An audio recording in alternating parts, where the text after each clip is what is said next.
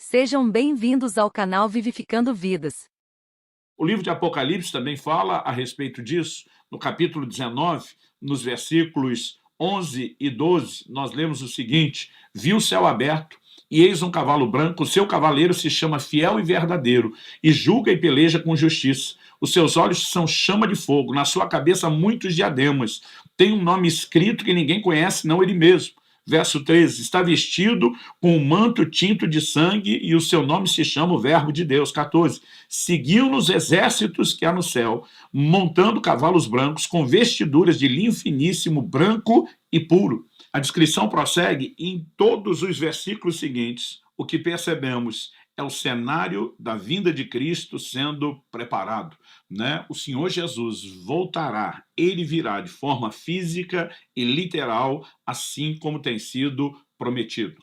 O que é o ponto principal que nós devemos comunicar? Preparar o povo para a vinda de Jesus. Então, quer as pessoas sejam arrebatadas antes da tribulação, elas precisam estar prontas para isso. Quer elas sejam arrebatadas no meio ou depois, elas precisam estar preparadas tanto para enfrentar a tribulação como para o Senhor. Então, nosso foco é pregar a preparação. Uma ocasião, eu ouvi um exemplo mencionado pelo meu irmão mais velho, o Adriano, e particularmente eu não sei de quem ele ouviu, mas falando sobre essa questão dos posicionamentos de quem é pré-tribulacionista, mid, né, pós, ele disse que a pessoa falou assim, olha, tem pessoas que gostam de beber café com leite, mas elas têm preferências diferentes. Um, por exemplo, gosta de colocar primeiro o café, né, para depois colocar o leite. Né? Ele diz, tem aquele que gosta de pôr primeiro o leite e depois o café. E tem aquele que gosta de misturar os dois ao mesmo tempo. Eu, na hora, já comecei a rir sabendo o que ele iria falar.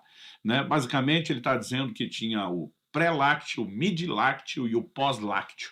Mas, no final, é tudo café com leite. Né? Ou seja, se pegarmos o que é a essência, a preparação, a ordem, ela não é o elemento mais importante, e sim a essência da mensagem. Quase sempre que Cristo está falando sobre o seu retorno, ele diz que nós temos que vigiar, que nós temos que estar prontos, que nós temos que estar preparados. Então, a ênfase da mensagem escatológica, escatologia, escatos é último, logia, estudo, escatologia é o estudo das últimas coisas. A ênfase da mensagem escatológica do tempo do fim não é detalhar a cronologia dos eventos, é produzir preparação, uma consciência. Agora, por exemplo, o arrebatamento é citado não apenas em 1 Tessalonicenses, no capítulo 4, dos versículos 13 a 18, acredita-se que em Mateus 24, de 40 a 42 também, né? Alguns que entendem, né, uma inferência disso, ou pelo menos parte do processo final sendo revelado em 1 Coríntios 15, de 50 a 53. Há os textos bíblicos que falam de uma grande tribulação. Em Mateus 24, de 21 a 29, Jesus fala sobre isso. Em 2 Tessalonicenses, no capítulo 1, no verso 6, a Bíblia fala sobre isso. Em Apocalipse 7, 14, também temos a menção da grande tribulação. E nós não podemos ter eventos como esse literais se a vinda do Senhor não é não é literal.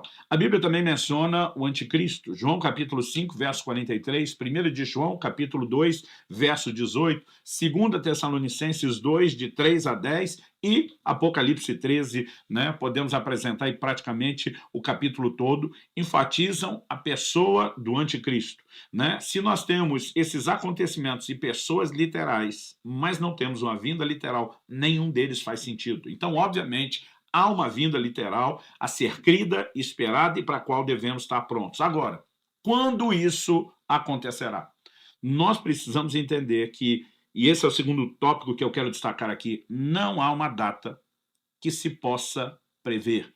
O tempo todo nós vemos, principalmente nos últimos séculos, as pessoas tentando estabelecer datas, dizendo pelas profecias, por essa soma, por aquela, né, vai ser tanto. Chegaram a inventar um versículo. Eu brinco inventar porque as pessoas acreditavam que estava na Bíblia, de tanto que era repetido. 1000 passará, 2000 não chegará. Né? E nós já estamos aí na década de 20 do ano 2000, olhando e rindo dessas coisas. Por quê? Quando em Atos capítulo 1, Jesus está falando sobre a importância de ser cheio do Espírito para pregar o Evangelho, no verso 6, os discípulos perguntam, é nesse tempo que restauras o reino a Israel? Há promessas ligadas, né, ao estabelecimento do reino de Deus numa expressão física. E eles sabem que Israel estava inserido de uma forma especial nesse pacote de promessa. Então eles estão perguntando, e aí, é agora que vai rolar? É agora que nós vamos dominar o mundo, governar? Jesus responde no verso 7, não vos compete conhecer tempos ou épocas que o Pai reservou pela sua exclusiva autoridade. Aí ele manda direto, mas recebereis poder ao descer sobre vós o Espírito Santo e sereis minhas testemunhas. Ele está dizendo, em vez de tentar entender quando é que as coisas acontecem, vocês precisam compreender a missão que foi dada e executá-la. Aliás, Jesus diz que se alguém soubesse que hora viria o ladrão, ele estaria vigiando, né? Ele estaria pronto para aquilo. O tempo todo nós somos chamados à vigilância para um dia que chegará de surpresa, ou seja, não é para ninguém saber quando será a data. Então, não só as tentativas de estabelecer datas são erradas, como no plano e no propósito de Deus não é para saber, é para a gente viver pronto, né? Podemos dizer que é algo parecido com a morte, nós não sabemos quando vai chegar. Então a gente vive de prontidão. Isso não significa que a gente quer morrer, isso não significa que a gente não quer viver, mas nós precisamos viver de prontidão. Em Mateus 24, no verso 36, nós temos uma declaração de Jesus, e essa declaração ela precisa ser devidamente entendida. Ele diz o seguinte, a respeito daquele dia e hora, ninguém sabe, nem os anjos dos céus, nem o Filho, senão o Pai. Né? Nós olhamos o verso depois 42, portanto vigiai, porque não sabeis em que dia vem o nosso Senhor. Depois o verso 44, por isso ficai também vós apercebidos, porque a hora em que não cuidais, o Filho do Homem virá. Então a ordenança, vigie, né? Fiquem apercebidos ou de prontidão, porque na hora que não se imagina, ele vem. Ou seja, não há a menor chance de Cristo, como Deus onisciente, não saber o dia da sua volta, mas há não apenas faz todo sentido ele, enquanto aqui na terra, dizer o Filho do Homem não sabe, nem os anjos sabem, isso é algo que pertence somente ao Pai. Ou seja, pense um segredo que Deus não confiou para mais ninguém além de si mesmo, né? Além da Trindade, justamente para que não saiba. E eu fico me perguntando como, diante de declarações bíblicas tão explícitas, as pessoas querem dizer que elas descobriram ou tiveram uma revelação do dia. Não só a Bíblia não diz quando será, como ela está dizendo que não é para saber, é para simplesmente viver pronto. E qualquer tentativa de qualquer pessoa de estabelecer data, né, ela não se harmoniza em absolutamente nada com as declarações bíblicas. Em Mateus, no capítulo 25, no verso 13, Jesus diz, vigiai, pois, porque não sabeis o dia nem a hora. Algumas pessoas têm dito que quando a ênfase está no dia e hora, é porque a gente não sabe o dia específico, a hora específica, mas podemos saber estações, podemos entender tempos que se aproximam. Né? Eu não vou entrar nem na discussão, né, a respeito de se temos diferente de dia e hora para anos ou tempos e estações, mas o fato é que nós temos que viver de prontidão. A volta dele está relacionada a alguns eventos. E se eles acontecem ou não, isso afeta o momento da sua vinda. Em 2 de Pedro, capítulo 3, verso 12, a Bíblia diz, esperando e apressando a vinda do dia de Deus. Esperando e apressando. Se esse dia pode ser apressado, ele também pode ser retardado, ou seja, essa data não foi previamente estabelecida, ela pode simplesmente mudar. Mas eu quero que você entenda que o que Deus determinou não é o dia certo para que tudo termine. É uma sequência de eventos que nos leva ao momento onde tudo termina. E ele sabe o dia e hora quando tudo termina. E o que eu e você precisamos entender a partir disso é que, em vez de apenas esperar que as coisas aconteçam por si, é entender que nós somos chamados para participar do processo. Mateus 24, de 37 a 39. Pois assim como foi nos dias de Noé, também será a vinda do Filho do Homem. Porquanto assim como nos dias anteriores ao dilúvio, comiam, bebiam, casavam-se, davam-se em casamento, até o dia em que Noé entrou na arca, e não o perceberam, senão quando veio o dilúvio e os levou a todos, assim será também a vinda do Filho do Homem. A pergunta é, tinha uma data estabelecida para o dia do dilúvio? Não. Eu aprendi quando criança, na escola bíblica dominical, que Deus disse serão 120 anos. Não, não foi isso que ele disse. Em Gênesis, no capítulo 6, no verso 3, Deus diz, os dias do homem serão 120 anos. Ele estabelece uma duração, um prazo de vida menor. Até então, você lê o capítulo anterior, o 5, termina com as pessoas vivendo mais de 900 anos. Mas aí Deus diz, O meu espírito não agirá para sempre no homem porque é carnal. Deus está dizendo, essa turma vive quase um milênio, o tempo todo endurecendo o coração, a ação do meu espírito, eu vou diminuir o tempo de vida. Né? Tanto que depois do dilúvio, a duração da vida despenca rapidamente, e você vai ver, né, um Moisés que vive essa medida cheia dos 120 anos, depois ainda escreveu o Salmo 90, dizendo a vida do homem é 70, quando muito 80 anos, o que passa disso é canseira e enfado. Quando é que o dilúvio veio? O dilúvio veio quando a arca estava pronta. Quando Jesus estabelece um paralelo, nós precisamos entender quando é que Cristo vem. Quando a igreja estiver pronta, quando a nossa missão tiver sido concluída. É por isso que, enquanto os discípulos estão dizendo, e aí já chegou o tempo, a hora, Jesus diz, para de pensar no tempo e a hora. Vocês vão receber poder, vocês vão ser minhas testemunhas, vocês vão executar a missão. Por quê? Somente com a execução da missão eu posso voltar e nós temos a definição do tempo. Então, em vez de esperar passivamente o tempo, nós esperamos ativamente, trabalhando. O apóstolo Paulo diz, nossa pátria está nos céus, de onde aguardamos um Salvador. Aguardar a Cristo não é sentar de forma passiva sem trabalhar, não é viver confinado às quatro paredes da igreja. Aliás, o homem que mais declarou esperar e amar a vinda de Cristo também escreveu e disse que trabalhava mais do que todos os apóstolos. Então, esperar a vinda do Senhor não é sinônimo de não trabalhar, é o contrário. Entender que nós cooperamos com o processo e podemos apressar a vinda do Senhor deveria nos fazer trabalhar ainda mais, além de que, né, fica claro, fica evidente para mim que nós temos uma responsabilidade, a responsabilidade de cumprir a missão, uma missão que foi entregue à igreja.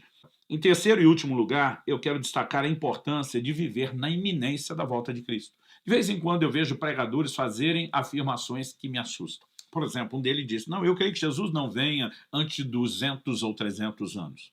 Eu olhei e falei, você não tem o direito de crer nisso, muito menos de pregar, porque desde a primeira geração nós temos sido ensinados a quê? A viver na iminência do retorno. Ele volta a qualquer momento. Nós já temos mais de 2000 anos de evangelho, de cristianismo, mas desde a primeira geração o Senhor está dizendo, eu volto logo, eu volto em breve. Ele nunca definiu logo ou em breve. Em Apocalipse 22:12 ele diz, eis que venho sem demora, e comigo está o galardão que tenho para retribuir a cada um segundo as suas obras. De novo, a ênfase da sua vinda relacionada com a missão e a responsabilidade que temos de realizar as obras, de cumprir a missão. Né? O tempo todo somos chamados a esse clamor para que ele volte e a viver em prontidão. No verso 17, Apocalipse 22, lemos, o Espírito e a noiva dizem, vem. Aquele que ouve, diga, vem. Aquele que tem sede, venha. E quem quiser, receba de graça da água da vida. Né? Uma expressão passou a ser usada pela igreja do Senhor Jesus, que era Maranata, né? A soma de Maranata, nosso Senhor vem. O tempo todo eles não apenas esperavam, como clamavam por essa vinda do Senhor e também trabalhavam para que isso acontecesse. Por exemplo, no capítulo 3, no verso 11 de Apocalipse, lemos, venho sem demora, conserva o que tens, para que ninguém tome a sua coroa. Em Apocalipse, no capítulo 16, no versículo 15, temos advertência semelhante. O Senhor diz, eis que venho como vem o ladrão. Bem-aventurado aquele que vigia e guarde as suas vestes, para que não ande nu e não se veja a sua vergonha. Agora, viver na iminência do regresso do Senhor não é desistir dessa vida. Assim como estar pronto para a morte, não é desistir de viver. Né? O fato de que eu não sei quando vou morrer, se é amanhã, se é daqui 50, 70 anos, não significa nem que eu não possa, que eu tenho o direito de não viver pronto e nem que eu tenha que desistir. O fato de estar pronto não significa desistência. Eu posso viver os próximos 50, 60, 70 anos em prontidão contínua, renovadas diariamente e continuando cheio de vontade de viver. O próprio Paulo diz para os filipenses, partir estar com Cristo é incomparavelmente melhor. E diz, mas por causa de vocês vou permanecer mais um pouco, porque eu posso dar mais fruto. Quando falamos de prontidão, ele pode voltar no próximo segundo. Quando falamos da disposição de serviço, uma vida inteira será pouco para nos dedicarmos ao trabalho dele. Agora, dito isso, eu quero só me posicionar contra a confusão de uma mensagem propagada por uma série de livros e de vídeos intitulados Deixados para Trás. É basicamente uma orientação para as pessoas assim, olha, Jesus disse que vinha, ele mandou ficar pronto, mas se você não ficou e ficou para trás, nós vamos te ensinar como é que você faz depois. Eu acredito que, por mais bem intencionada que seja essa mensagem, ela é antibíblica. Em Mateus, no capítulo 25, dos versículos 11 a 13, quando nós lemos das 10 virgens, e a Bíblia diz que 5 delas estavam prontas e entraram, 5 não estavam prontas e não entraram, o que é que aconteceu com as 5 que não estavam prontas e não entraram? A Bíblia diz que a porta fechou e que quando eles ficam insistindo, o Senhor diz, eu não vos conheço. Não houve segunda chance. Assim como depois da morte não há segunda chance, as pessoas precisam estar prontas antes de morrer.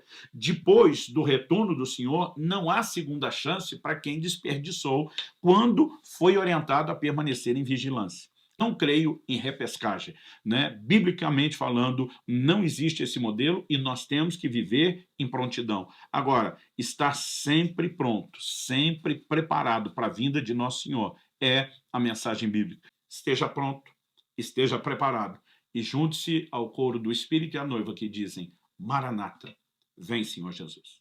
Gostou desse vídeo? Se inscreva, deixe seu like e compartilhem, para que essa palavra possa edificar mais vidas. Deus abençoe.